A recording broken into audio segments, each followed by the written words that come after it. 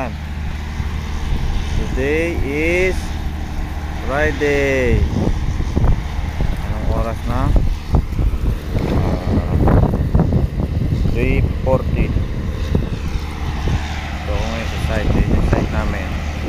Homestay ko muna kayo dyan. Hello there. Hello yan. Sa aking asawang maganda na rin. Ayan. Itong kinatatayuan ko ay niwala kita hindi. Yan yung ilalim na yung ginawa namin. Ilalim na. Makita nyo yun, mas malalim pa doon sa ginagawang yun. Yun yung zigzag building. So ngayon, itutur ko kayo sa loob ng tunnel. Hindi pwedeng ganito at makikita ang isang tunnel.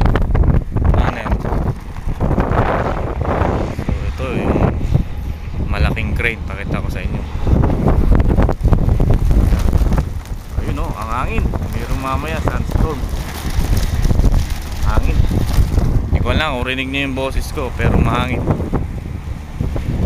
So lalakad tayo pababa ng tunnel. So patayin ko muna, mamaya na ako magkwento pag nasa lalim na ako.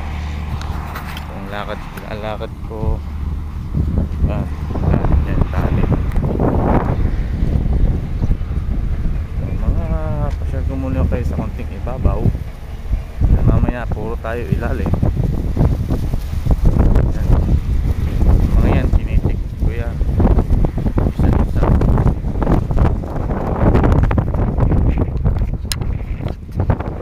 So last day ko sa LRT. Bukas iba naman yung site.